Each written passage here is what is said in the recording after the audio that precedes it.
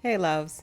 It's Janelle, the relationship coach behind the Successful Invisible, and welcome to this episode of Ish I Saw on TikTok. Today, we're talking about the fact that hobosexual season is back. Ladies, do not get played out here, okay? I've got some tea straight from women's perspectives, and trust me, you'll want to weigh in. Drop your thoughts in the comments, hit that subscribe button, share, like, and join my exclusive coffee community for coaching prompts and interactive activities that'll help you stay one step ahead in dating. A 56-year-old man asked if he could come and stay with me after 2 conversations in a 7-day period. I'm divorced, not dating, and not interested in dating. So when guys approach me, I always lead with that. This guy is a construction worker that's working on the gas lines in front of my house. So the first 3 days that he approached me, I told him just that. So I finally give in and give him the number because I see he wasn't taking no for an answer. He called me one day and it was just like, okay, whatever. And then 5 days later, he's back in the neighborhood and he catches me and my dog going to the post office to mail perfume. Now, the first conversation was just random stuff, but during that conversation, we discovered we both had a Class A CDL, and I used to also own a trucking company, and that piqued his interest. Now, I shared those things with him in an effort to turn him off, because sometimes when a man finds out that a woman has certain things going on, they're not interested.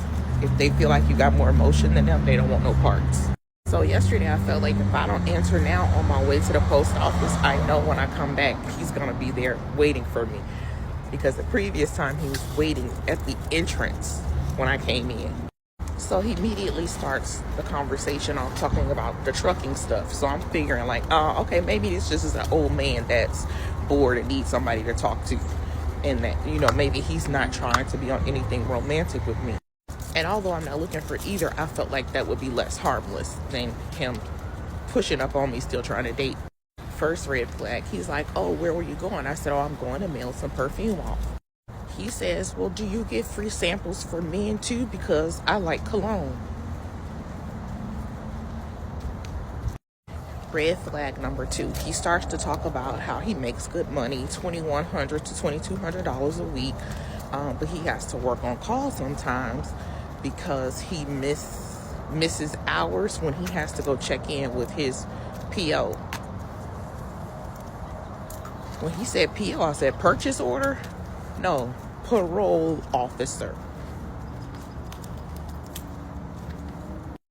So right when I'm getting ready to hang up and end the call, he says, so yeah, if I came to work for you, could I come stay with you? Because I need an address to give my PO when they need to check in.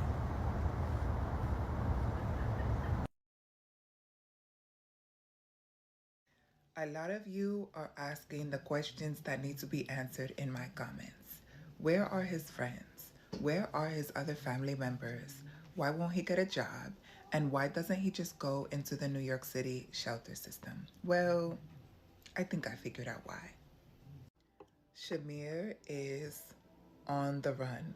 That's why he won't go into the New York City shelter system. And that's why he is counting on a woman to harbor him in her home. He is on the run. The conditions of his parole state that he is actually supposed to be in Ohio right now.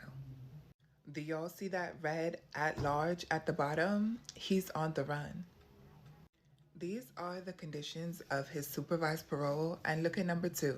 I will keep the adult parole authority informed of my residence.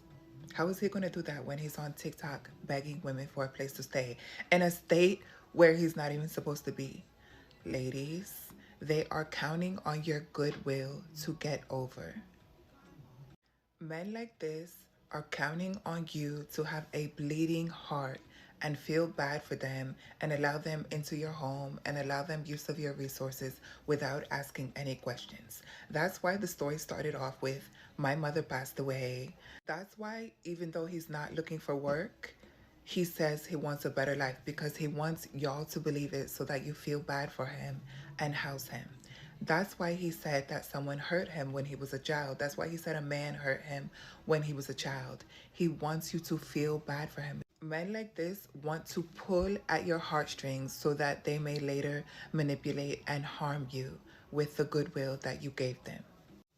And the absolute saddest part about all of this is that there will be a woman, probably a woman with kids too, who does not do her research, who sees his story and says, oh, this king just needs a little bit of help, and who lets him into her home with her and her kids. That's the saddest part of this all, that he knows that this is going to work.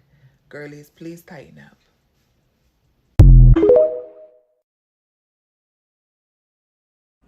Fat cat, you spent $10,000 off my credit card?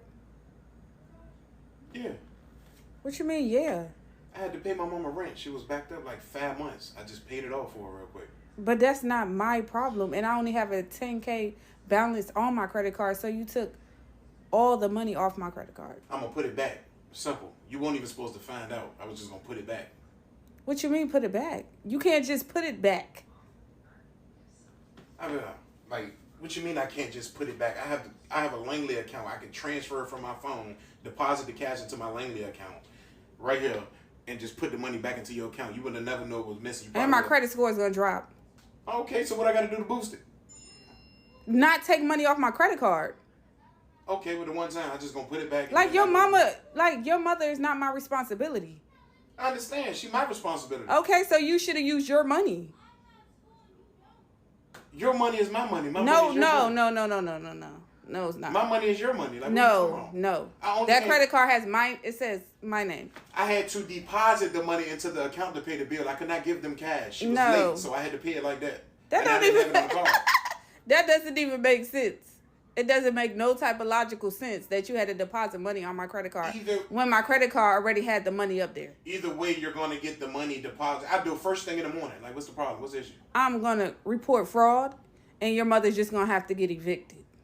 She not, how she going to get evicted? It's paid. It don't matter. I'm going to report fraud because you was never supposed to use my credit card. But I'm putting the money back. It doesn't matter.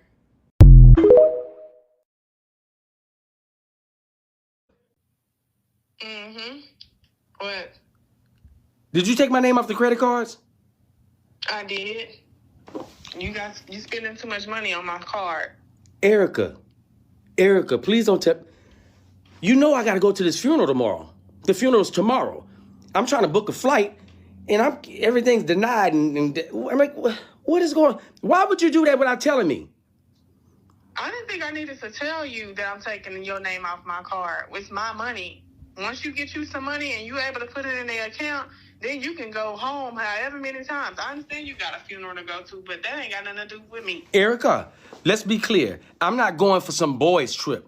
I'm going for my mama's funeral. I told you what this was about. And first of all, the fact that you didn't want to go with me, that causes... Hey, man, put my name back on the cards. No, you're not going to be spending my money. If your mama's funeral that important, drive. Just drive.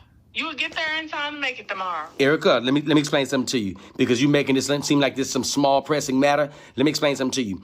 If I got to drive all the way to Texas, when I get back, you be out. You be out. Well, now, don't you come back. Stay at your mama's house. Ain't nobody there. Ain't nobody there. You got all the space that you need. Stay over there. Erica, I'm trying to be as poised with you as I can. And I'm gonna ask one more time, because if you trying to get some get back, this ain't the way to get no get back. There's no get Erica. back. I'm tired of you spending my money. First of all, why are you not going with me? I don't want to go to your mama's funeral. Rest in peace, but I'm not going. So you ain't got no support for me at all. You ain't. There's no support at all. Distance. What? I'm supporting you from a distance. I don't want to be in no Erica, situation. put my name back on the cards. Put my name back on the cards. Nah, get your own card and you put you some money on there, and then you'll find a way to get to your mama's funeral. I'll tell you. Cousins or something to pitch in. Where you at right now? Minding my business. If I don't fly to Texas for the funeral, I swear on everything I love. It's 3:45. I swear on everything I love. If I don't fly to Texas and fly back, I swear on everything. When I get back, please don't be in my house. Get everything that you own and get it out of here. And if it's anything in here, If it's anything that is of yours, of value, I'm pawning it. You on my line instead of trying to figure out how you gonna get to your mama's funeral. You need to be calling everybody else, not me. I'm so hurt right now that I'm trying to gather myself and get my emotions together so I don't really go real left on you, because you acting like this is a small matter. It is to me. To me, that's your mama. My mama is here. Oh wow. You know what? That pretty much severed us right there. I'm if you gonna have this attitude at a time like this when I need you, I don't need you. Yeah, and I don't need you either. Can you please get off my line? All right, here's the deal. Put my name back on the cards. Let me get this flight and we can call it. We can be done. We can be done with this whole situation. We're not doing it. Go find you some coins. Go do Uber Eats or something. But you gotta hurry up because your mama's funeral tomorrow at 11 and it's 3:45. Let me ask you a question real quick, okay? Mm-hmm. For the last 6 months, haven't I been paying the bill? When you run it up, haven't I been paying the bill? I don't think you've been paying. I told you to add me to the credit card so I can get my credit built up. And all of a sudden, now when I need the credit card, and I wasn't even using it, I was the one paying for stuff. I'm paying for the stuff that you just splurging on. Excuse me, but the only thing that you've been paying is... Erica, put the money back on the damn card. You finna get off. I'm about to hang this phone up because you're not finna sit up here and yell at me like that. Put my name back on the card. Nah, call your daddy. Call your daddy. Erica, I pay that. I pay the credit card bill every month. I pay it. Okay, which is $75. Eric, it wasn't no $75. I paid $75 one time. You know it's more than $75 as much as you spend. I tell you what, I'm not going to go back and forth about a serious marriage. This is my damn mama funeral, and you want to take the cards off? Really? Yeah. Get off my phone, Erica. Get off my phone. Goodbye. Get off my phone.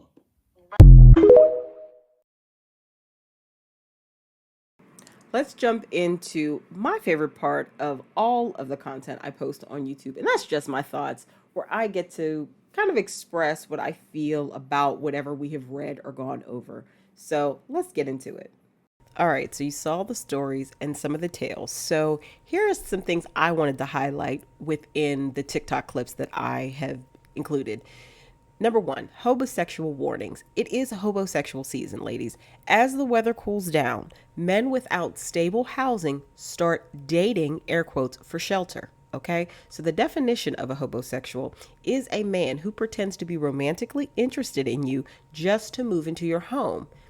The danger of house dates is if you invite him too soon to Netflix and chill, that can quickly turn into Netflix and move in. That can quickly turn into squatting and just an unsafe situation for you all around. A red flag, something that looks like an overnight bag, might really be a month-long stay bag. So on a first date, pay attention to what a man brings out with him. A seasonal shift is kind of occurring right now. So if he ignored you all summer, but suddenly has time in the fall and winter, he may just be looking for a warm place to stay. This is especially noticeable. Side note, when I work with clients, I hear this the most when they go on dating apps.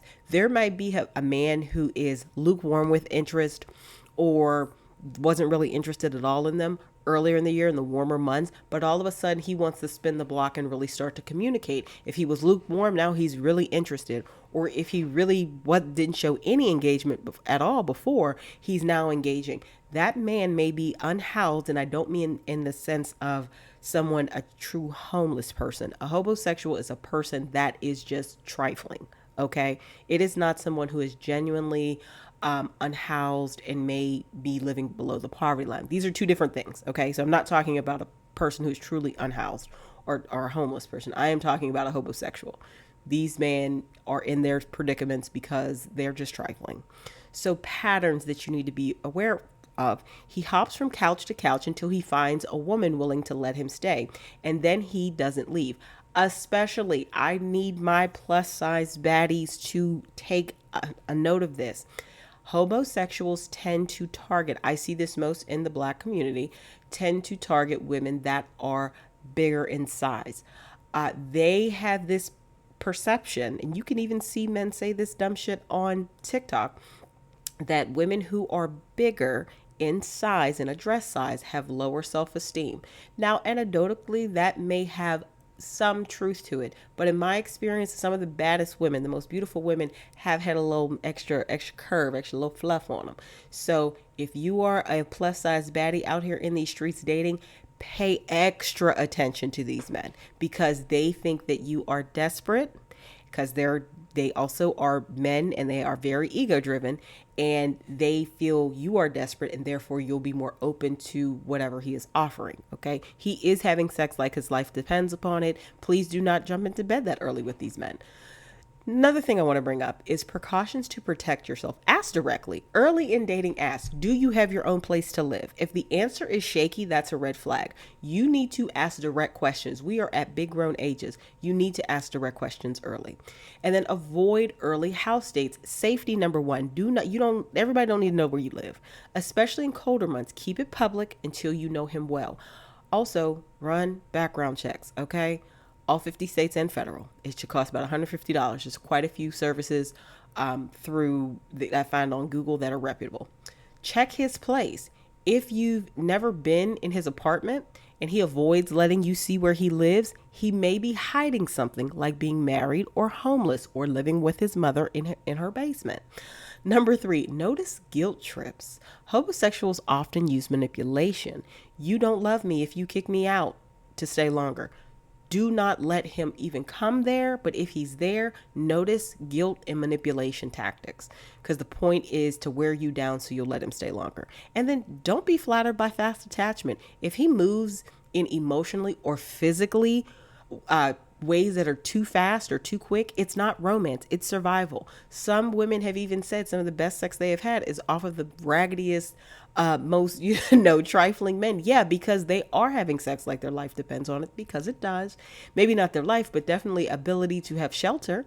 And once again, these are not people who have any type of ailment or disabled. These are men who just have not been responsible in their adult lives, and they can be very problematic and potentially dangerous. You also don't want to get a man comfortable in your space and to a certain standard of living that he himself can't support, because when you try to move him out of your space, it can become very volatile in a very risky situation. So keep that in mind. And then tips for avoiding hobosexuals. I wanted to highlight this. Keep your boundaries. Your apartment, your home is your safe space. It's your safe space. Protect it. You don't need to allow everyone to have physical access to you early. Delay physical access. Don't let him in your home until you know his intentions and living situations.